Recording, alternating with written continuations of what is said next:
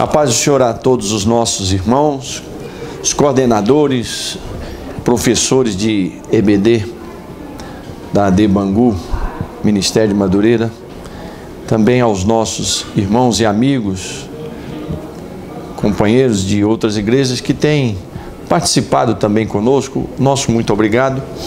Estamos abrindo mais um trimestre. A revista, o autor desse trimestre é o nosso líder, Bispo Abner Ferreira, e nós estamos tratando esse trimestre de um tema de suma importância, as doutrinas fundamentais da fé cristã, que foram reacendidas na Reforma Protestante.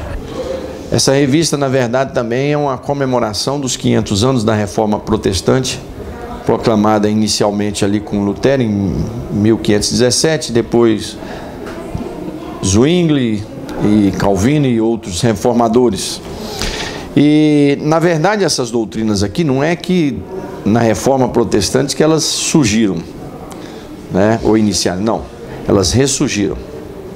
Elas existiam, mas foi apagado por um período, no chamado período das trevas, em aqueles 1000 anos da história medieval, ali com a igreja se perdeu naquele período, suas lideranças, e em Lutero, em Calvino, nós vamos ter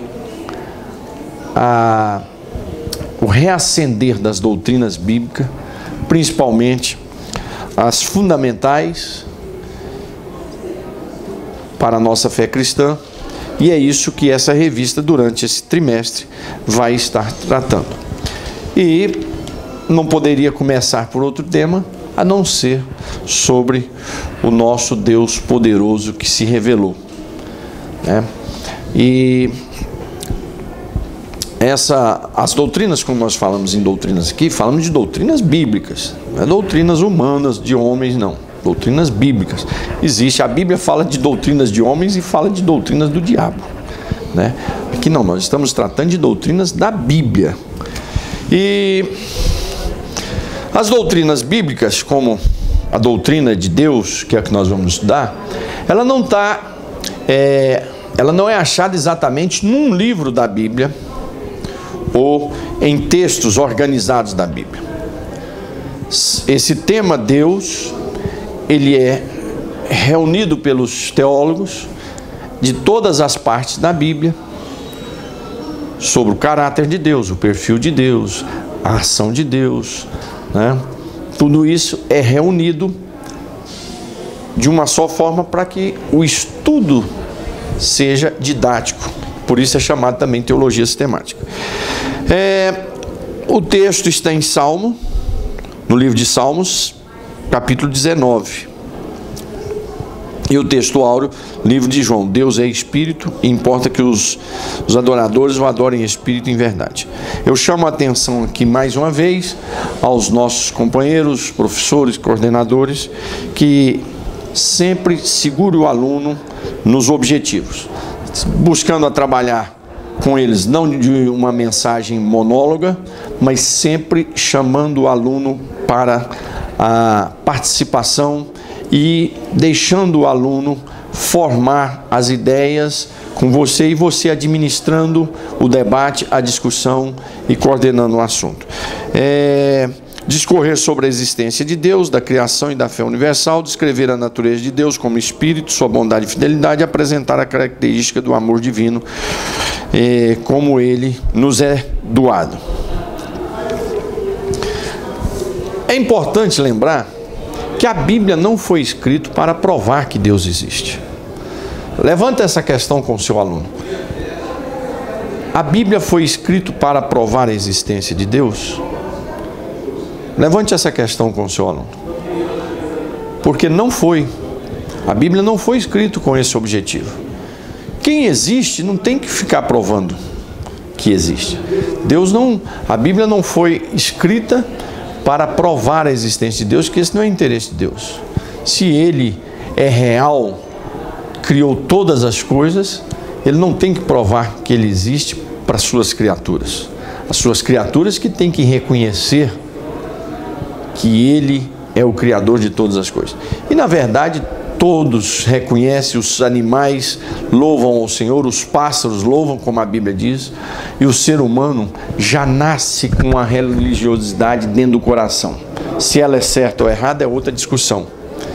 Mas o ser humano já nasce com esse vazio, necessitando de servir a alguém, a servir a um Deus, né? E então, levante essa discussão sobre essa existência, sobre a Bíblia, se a Bíblia foi escrita para isso. E você discuta isso com seu aluno, porque a Bíblia não foi escrita para isso. O objetivo da Bíblia é revelar a salvação de Deus, a restauração do homem, da sua queda, a providência que Deus vem tomando na salvação para revelar a Jesus Cristo e a nossa eternidade. A criação vai dar o testemunho da existência de Deus, né? Os salmistas, em vários salmos, vão expor sobre isso, que a criação dá esse testemunho do nosso Deus. Os animais, plantas, o universo, os mares, tudo isso vão dar testemunho da existência de Deus. Deus, Ele é eterno. Nem os anjos e nem nós somos eternos. Nós viveremos uma eternidade, mas nós não somos eternos. Por quê? Porque um dia nós fomos criados. Os anjos também não morrem, mas eles não são eternos, eles viverão eternamente, mas um dia eles foram criados. Deus não. Deus, Ele nunca foi criado. Ele sim é eterno. Então Ele é autoexistente. E Ele criou todas as coisas sem ser criado. Agora, uma coisa interessante é que no item 2,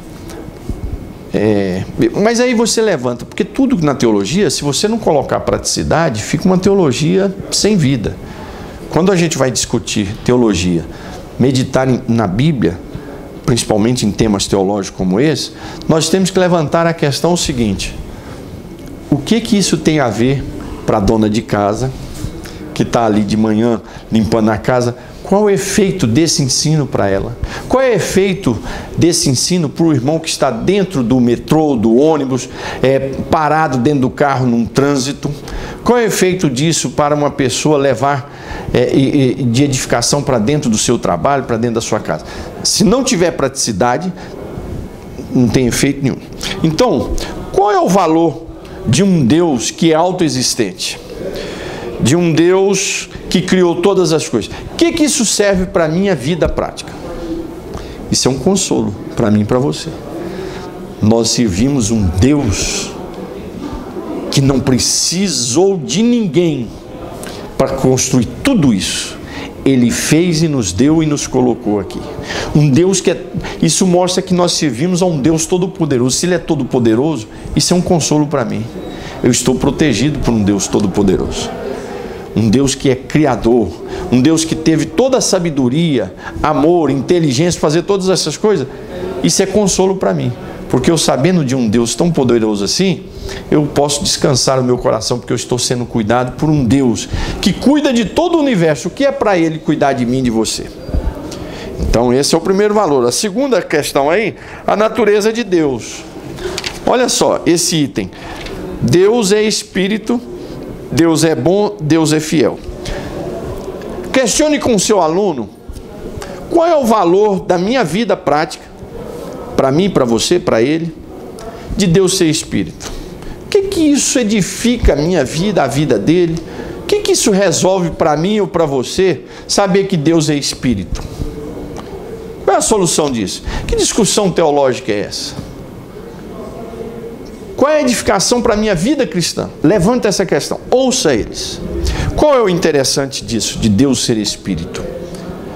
Imagina se Deus não fosse espírito, Ele teria que estar centrado em algum lugar. Então, como é que Ele cuidaria de todo o universo se Ele está centrado só num lugar? Imagina se Ele não pode, se Ele está centrado em um lugar, como é que Ele vai socorrer ao mesmo tempo um clamor no Japão, no Brasil, na África, na Ásia? Como é que seria isso? Como é que seria um ser centralizado com corpo, ele perderia espaço. Ele não ter, como é que ficaria a locomoção dele, o acesso dele às coisas? Como é que seria resolvido isso? Alguém que acorda de madrugada desesperando, precisando de um Deus, alguém que está do outro lado do mundo em outro horário. A primeira discussão que eu queria que você levantasse com seu aluno era isso, dentro desse tema, item 2. Qual é o valor para a minha vida prática de Deus ser Espírito? É muito grande. Sabe por quê? Porque Deus sendo Espírito, eu estou lá dentro do metrô, do ônibus, dentro do carro, num trânsito infernal, lá no meu trabalho, Ele está comigo. O pastor, por mais que ele seja pastor das ovelhas, amante das ovelhas, ele é limitado, ele não pode estar. Mas esse Deus Espírito, por Ele ser Espírito, Ele pode estar em qualquer lugar, a qualquer chamada, a qualquer momento. Olha que coisa edificante. É glorioso. Levante isso com o seu aluno. Como é consolador para mim e para você entendemos e saber que nosso Deus é Espírito. Porque os deuses desse mundo é um pedaço de toco que está limitado, um pedaço de gesso, alguma coisa, que está limitado a tempo e espaço. Nosso Deus, por ser Espírito, Ele não está limitado a tempo e espaço. Ele atende ao seu clamor agora e atende lá do outro lado do mundo no mesmo instante. Ele está com você e comigo aqui agora, e Ele está lá do outro lado do mundo com outro servo de Deus, ao mesmo tempo suprindo as necessidades. Esse Deus Espírito, Ele pode estar comigo e com você em qualquer lugar, em qualquer momento, porque Ele não está preso a tempo e espaço. Se Ele fosse de carne e osso, nós estávamos perdidos. Imagina ter um Deus com um corpo limitado.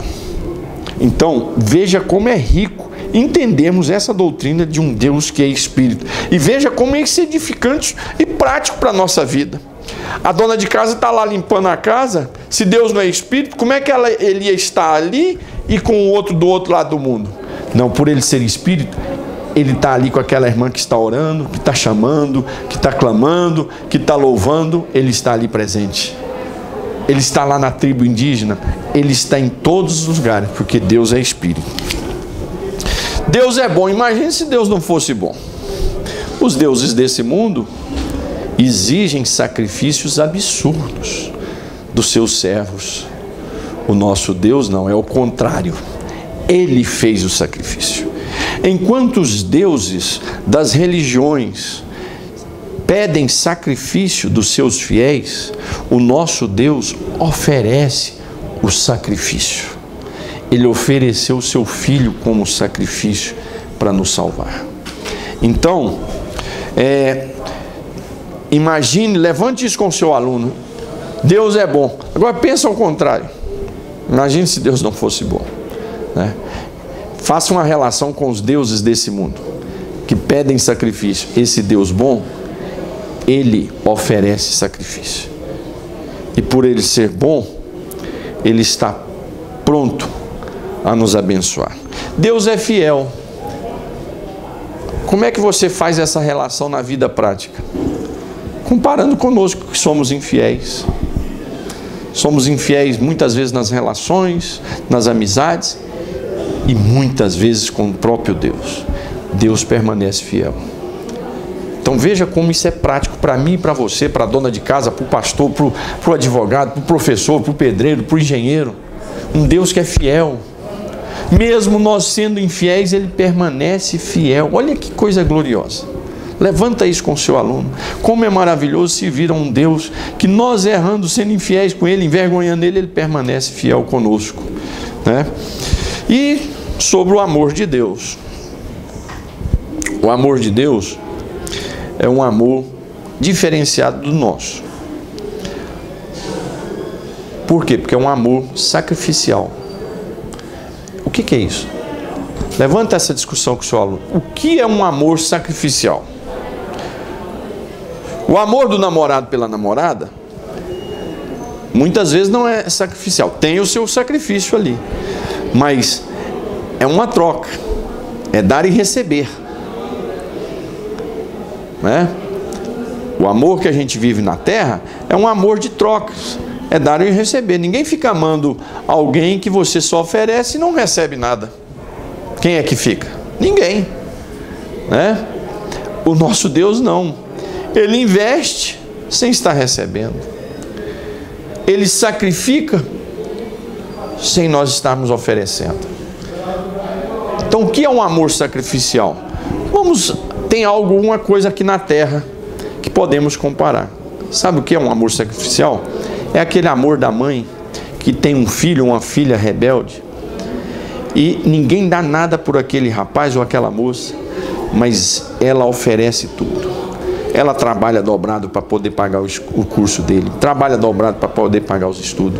Ela olha para o filho, o povo vem e diz: olha, esse filho seu não presta, sua filha não presta. Ela diz: não senhor, não senhor, eu vejo nele um advogado, um pastor, um professor, e uma professora, um engenheiro, uma engenheira. Esse é o amor sacrificial, é o amor da mãe. É aquele amor que acorda de madrugada para socorrer o choro do filho com alegria, com prazer, mesmo que esteja cansada, com sono, mas ela tem prazer nisso. Então, o amor de Deus, imagina que é perfeito, está muito acima de um amor de um pai ou de uma mãe que sacrifica pelos filhos. Então, o amor de Deus é sacrificial, é aquele que oferece. Onde é que está o exemplo? Porque Deus amou o mundo de tal maneira que ofereceu o seu filho. Ele deu o seu filho. Paulo diz: se ele nos ofereceu o seu filho, o que mais ele não fará por nós? Então, esse é um amor incondicional, é um amor sem cobranças, né? É claro que também é um amor que corrige, porque não existe amor que não há correção. A Bíblia diz que Deus corrige o que ama. Os crentes, o povo de Deus, tem que aprender que as nossas provas e tribulações que muitas vezes enfrentamos, que a gente joga só a culpa no diabo, nós temos que entender que é muito mais Deus trabalhando no nosso caráter. As lutas, as provações, ai de mim se eu não tivesse luta ou provação. Eu não vou orar pedindo a Deus luta e provação, mas após elas passarem na minha vida, eu louvo a Deus, porque aquela luta, aquela provação vai fazer eu reconhecer a minha pequenez. As lutas e as provações fazem eu valorizar as pessoas que estão do meu lado. Porque sem luta, as coisas estão indo tudo a 1000 por hora, tudo muito bem, você não valoriza quem está do seu lado, você não valoriza ninguém, você olha por cima. Mas quando vem as lutas, a gente olha para todo mundo com um sorriso, a gente começa a valorizar as pessoas. E as provas, as lutas, é correção de Deus, para corrigir o nosso caráter. O nosso caráter precisa de correção. E as lutas e as provas são as correção de Deus. É verdade que há algumas pessoas que Deus parece que ama mais do que os outros, né? Porque a Bíblia diz: Deus corrige a quem ama. E dá a impressão que tem uns que Deus ama mais, porque corrige mais, né? Mas levante essa questão com o seu aluno sobre a correção de Deus. Deus corrige porque Ele tem ódio, porque Ele tem raiva, porque você precisa, assim, sem mais, sem menos, passar por uma prova? Não, a correção de Deus é para trabalhar no nosso caráter, né? Isso tudo está dentro do amor de Deus. A correção de Deus não é fúria, ódio, não, é amor. Assim como o pai que corrige os filhos, Deus também corrige os seus. Nenhum pai aqui se interessa em corrigir os filhos do vizinho.